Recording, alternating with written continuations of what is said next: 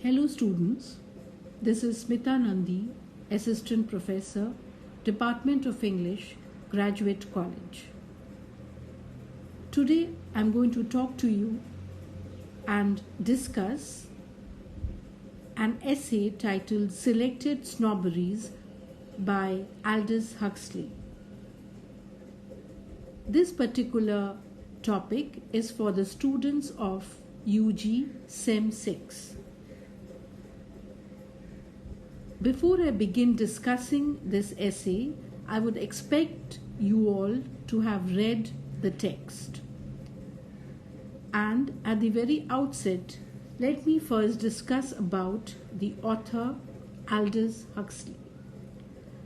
Aldous Huxley was born in Godalming, England on 26th of July 1894. The fourth child in a family with a deep intellectual history, his grandfather was the noted biologist and naturalist T.H. Huxley, an early proponent of Charles Darwin's theory of evolution. His father, Leonard, was a teacher and writer, and his mother, Julia, was a descendant of the English poet Matthew Arnold. In adulthood, Huxley's older brothers, Julian and Andrew, would both become accomplished biologists, and Huxley himself envisioned a future career in science from an early age. But while he was still a boy, Huxley's life would be upended by tragedy. In 1908, his mother died of cancer, and in 1911 he was struck blind by the disease keratitis punctata. Although Huxley did regain some of his sight, he would remain partially blind for the rest of his life and read with great difficulty. As a result, while attending the prestigious prep school Eton, Huxley abandoned his dreams of becoming a scientist and decided to focus on a literary career. Fate struck Huxley one more blow in 1914 when his brother Noel committed suicide after struggling with an extended period of depression. Huxley was a brilliant student despite the obstacles of his youth. Huxley earned a scholarship to Balliol College at Oxford University, where he studied English literature, reading with the aid of a magnifying glass and eye drops that dilated his pupils. He also began to write poetry, and in 1916 he published his first book, a collection of poems titled The Burning Wheel, the same year in which he graduated with honors. Perhaps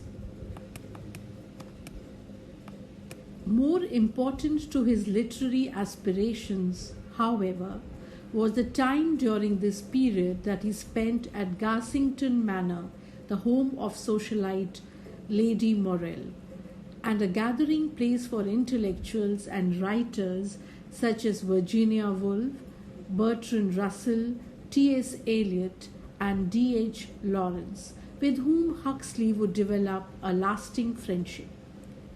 With his encyclopedic knowledge, matched only by his wit and skill as a conversationalist, it was at Garsington that Huxley first established his reputation as one of the most significant minds in England.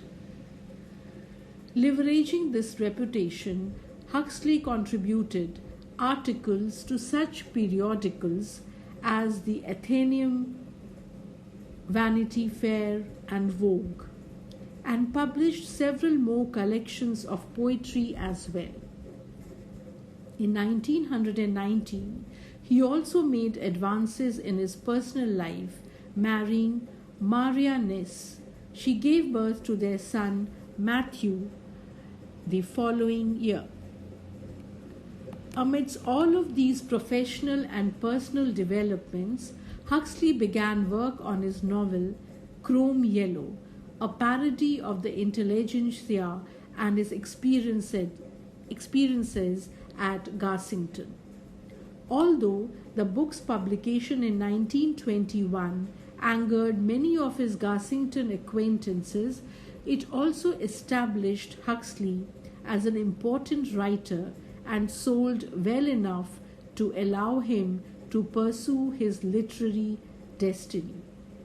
While traveling about Europe with his family for the next several years, Huxley produced the commercially successful novels Antic Hay, Those Barren Leaves, and Point Counterpoint, which, like Chrome, were satires of contemporary society and conventional morality. Huxley's greatest work, however, was still to come. Ensconced in his recently purchased villa in the south of France, in late 1931, Huxley began work on what is now widely considered to be one of the Western canon's most important novels. Published in 1932, Brave New World marks the apogee of Huxley's abilities as a satirist. The world it presents, however, is viewed through a much darker lens, informed by the writer's growing anxieties about the direction of political, social, and scientific progress. Brave New World is also an astonishingly prescient novel foretelling advances in each of these areas that were as much as half-century away. In my next lecture, I will be discussing his essay, Selected Snobberies. Thank you.